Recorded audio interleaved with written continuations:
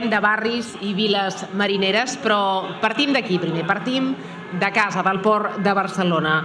El Port de Barcelona està dintre del districte de Ciutat Vella i els barris que l'integren, entre ells hi ha la Barceloneta, que tenen una identitat pròpia molt lligada al mar.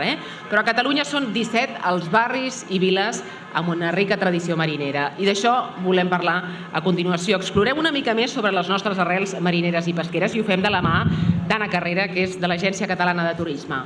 Anna?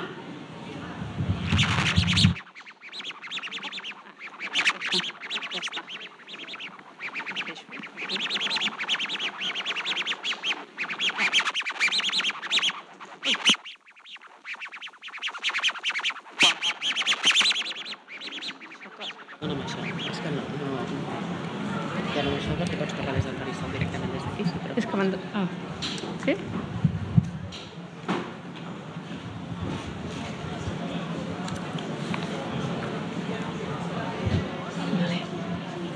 Doncs bé, aquí nosaltres, jo treballo per l'Agència Catalana de Turisme i, com sabeu, Catalunya és una destinació mediterrània amb molta costa, platges i una tradició vinculada al mar en el que podem sentir cantar la subhasta de peix o endur-nos a casa al marisc o també veure tots els fars que històricament han estat guia pels vaixells i que encara estan en funcionament actualment. I també poder recordar que, vinculat a tot el que és tema de mar, les històries de pirates i de corsaris. El mar, de fet, ha marcat la nostra tradició i per això, des de l'Agència Catalana de Turisme, treballem la part més turística i en aquest cas avui us explico una mica aquestes 17 poblacions costaneres per descobrir seves costums i tots els que tenim. En aquest sentit tenim 17 barris i viles marineres, 7 a la Costa Brava, 4 a la Costa de Barcelona, 2 a la Costa Daurada i 4 a les Terres de l'Ebre. L'objectiu d'aquesta presentació és explicar-vos una mica cada barri i vila marinera, anirem de nord a sud i explicar-vos o donar-vos pistes de visites recomanables per fer en un dia i motivar-vos a fer la visita fora del que és temporada turística. Comencem per Llançà al nord, que té una gran tradició pesquera i té bastantes rutes per descobrir l'ofici de pescador, la llotja o, per exemple, la seva ubicació entre dos parcs naturals i que té el GR, que ens ofereix moltes possibilitats.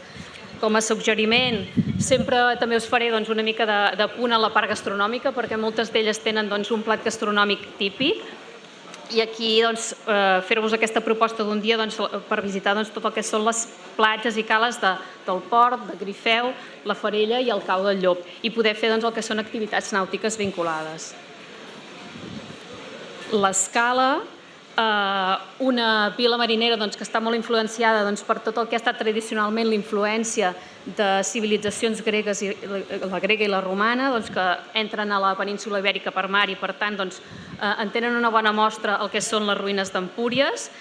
És una població que la coneixem per tot el que és les anxoves més famoses de la Costa Brava i que són el símbol de la gastronomia en aquesta vila marinera. Aquí sí que recomanar-vos tot el que és el passeig per Empúries, tot el que és les visites teatralitzades a les ruïnes d'Empúries i admirar tot el que és el patrimoni medieval. Aquí sí que, vinculat a l'anxova, no ens podem oblidar recomanar-vos tot el que és el Museu de l'Anxova i la Sal i fer una degustació d'aquest producte típic de la població. Ens desplacem una miqueta més cap al sud, a l'Estartit, el que és el Baix Empordà. Aquí us parlem d'un marc incomparable, perquè l'Estartit està ubicat al Parc Natural del Montgrí, les Illes Medes i el Baix Ter. Les Illes Medes sabem que tenen un ecosistema únic a Catalunya i aquí és un bon lloc per poder fer tot el que són activitats nàutiques i aquàtiques.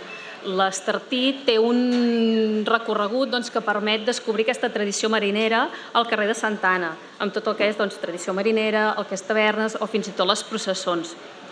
Aquí és interessant visitar tot el que va relacionat amb el Castell de Montgrí, el Port de l'Estartit i tot el que són cales i fons marins del Montgrí, tant sigui en barca com a peu com amb caiac. De Begur, amb un paisatge litoral impressionant i que també hi passa el camí de Ronda, La relació del mar amb els habitants de Begur doncs, va molt relacionat amb l'empremta dels vaixells romans enfonsats a la costa, les restes romàniques d'Esclanyà o també el castell de Begur, que data del segle XV.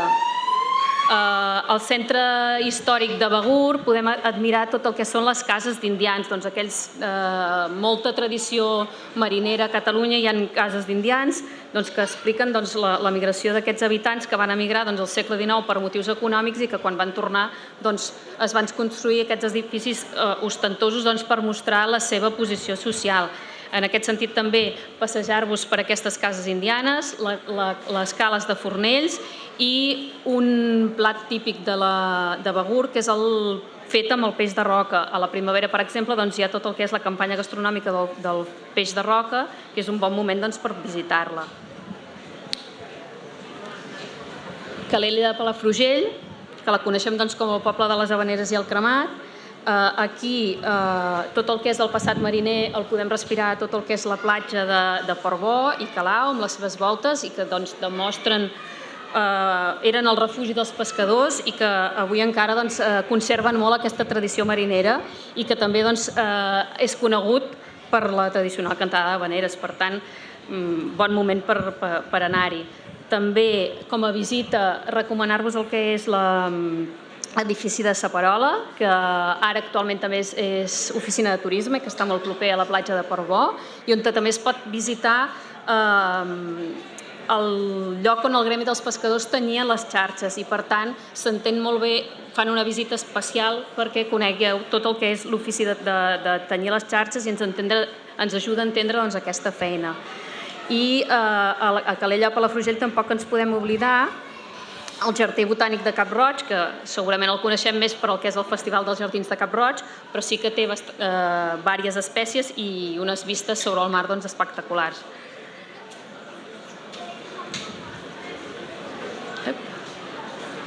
Palamós, una vila marinera que la coneixem també gastronòmicament. Moltes d'elles us sonaran gastronòmicament perquè tenen un producte típic i és conegut pels catalans, està clar, i aquí és la gamba de Palamós.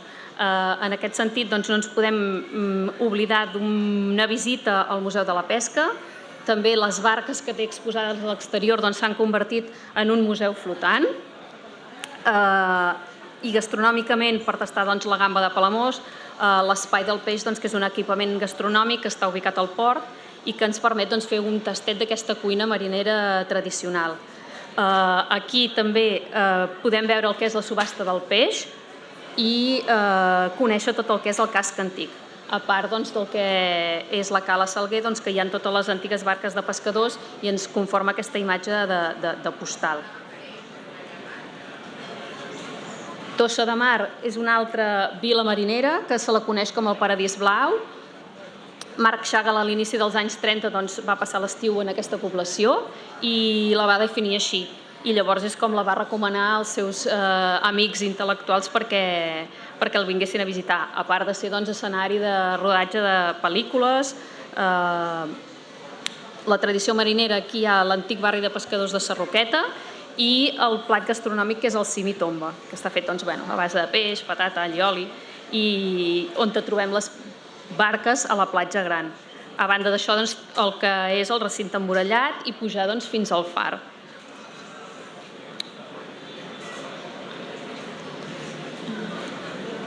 Ens desplacem ja una mica més a la vora del que és Barcelona, com és Sant Pol de Mar, que és una vila marinera que és una població que la coneixem més per destinació d'estiueig del principi del segle XX.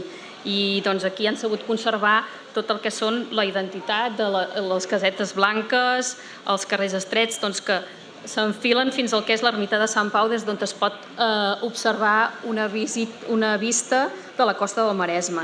Aquí també al centre hi ha tot el que són els edificis modernistes, també recordant aquest passat indià i el comerç amb Amèrica, i és el que els va ajudar també a ser una destinació coneguda a l'època, també gràcies a l'arribada del tren.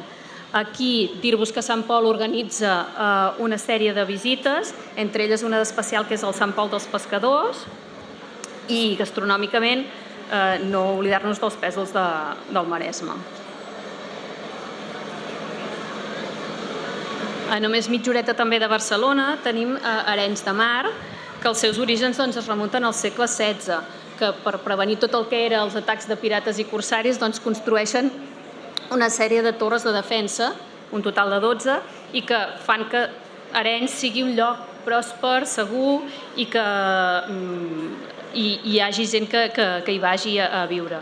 Arenys de Mar històricament té una de les escoles nàutiques reconegudes a Catalunya i és recomanable el passeig amb el que és la Golondrina a la Marinada, l'església de Santa Maria d'Arenys o bé el cementiri d'Arenys. I també el que és l'antic tenyidor del port i els murals que hi ha.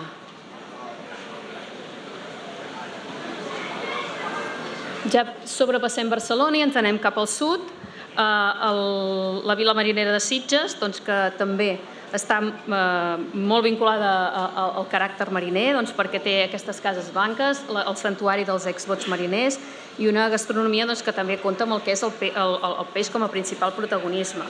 Aquí sí que Sitges va ser bressol del modernisme català gràcies a Santiago Rossinyol, al Cau Ferrat. Sí que recomanar-vos tot el que és la visita al Palau Maricel, al Museu Maricel i al Cau Ferrat. També Sitges es coneix per dues festivitats que també són fora temporada en aquest cas, que són el Carnaval i el Festival Internacional de Cinema Fantàstic, i no perdre-us també la part de provar el que és el xató i la visita que fan la guiada feta per la confraria de pescadors. Al costat de Sitges trobem Vilanova i la Geltrú, que al segle XIX és conegut per l'Havana Xica.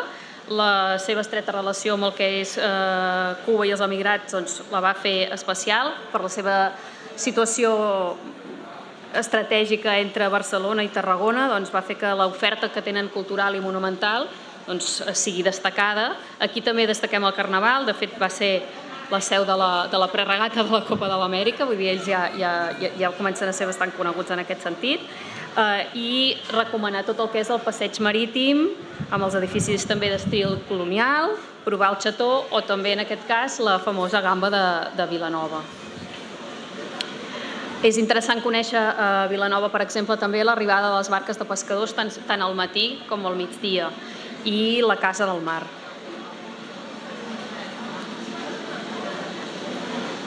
Entrem ja a la Costa Daurada, amb el que és el barri mariner del Serrallo, de Tarragona. Tarragona té aquesta joia amagada en aquest lloc privilegiat a costat de mar i que ens convida a descobrir tot el que és història, tradició i oficis. Aquí tenim un passeig pel moll, molt recomanable. El barri mariner del Serrallo té una ruta que se'n diu Mar i Mur pel barri i un gran museu al port on es mereix la visita per conèixer també aquesta part més marinera. I el plat típic que tenen, que és el del romesco. Cambrils, com a població marinera, familiar, tranquil·la i acollidora, ens proposa passejar pel barri antic, visitar el parc pesquer i descobrir tot el que és l'essència d'aquesta població. Aquí recomanar-vos el que és el Parc Samà, la Torre del Port o les visites teatralitzades que es fan des de la Confraria de Pescador, Turisme de Cambrils i el Museu d'Història.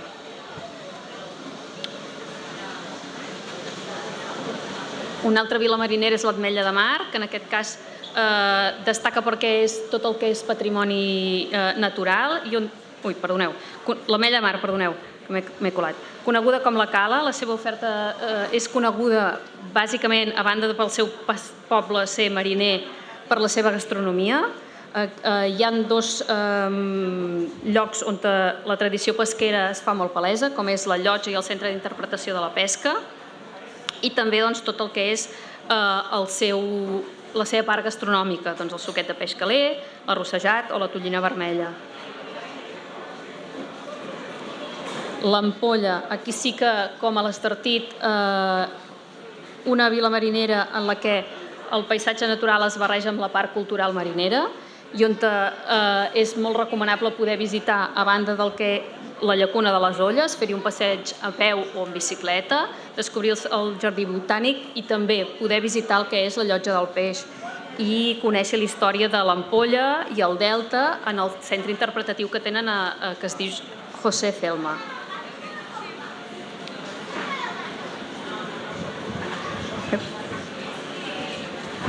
La Ràpita, situada en un dels ports més importants de la Mediterrània occidental, doncs conserva tot el que és la tradició pesquera i agrícola. A més, la proximitat que té la Ràpita amb el que és les terres del Delta fa doncs, que sigui un bon motiu de visita. De fet, com a recomanació seria el Port Natural de la Ràpita, les cases de pescadors, el Museu del Mar de l'Ebre i degustar també els coneguts llagostins de la Ràpita. I arribem al sud de tot, que són les cases d'Alcanar, que en aquest sentit doncs, les cases d'Alcanar, els seus orígens remunten doncs, en el nucli de pescadors que es van construir al voltant d'una torre de vigilància per protegir-se de les incursions de pirates a la costa de l'Ebre. A partir de que s'enderroca aquesta torre de vigilància es construeix l'església de Sant Pere, que de fet és el nucli del barri mariner, i a partir d'aquí doncs, comentar que les cases d'Alcanar destaquen per les seves platges poc massificades, que es pot la barreja entre la gastronomia i el clima que tenen propi del Delta i degustar doncs, tot el que és peix i marisc fresc de l'Ebre.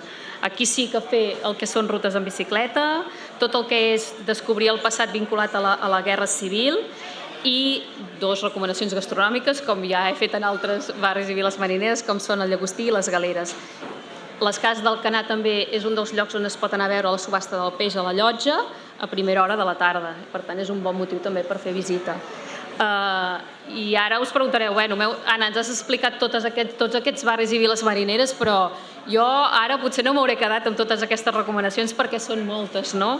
Doncs tenim una publicació que la trobareu a la web de catalunya.com, que explica ciutats, pobles i viles. Jo aquí us he explicat els barris i viles marineres perquè són 17. Nosaltres els triem en funció...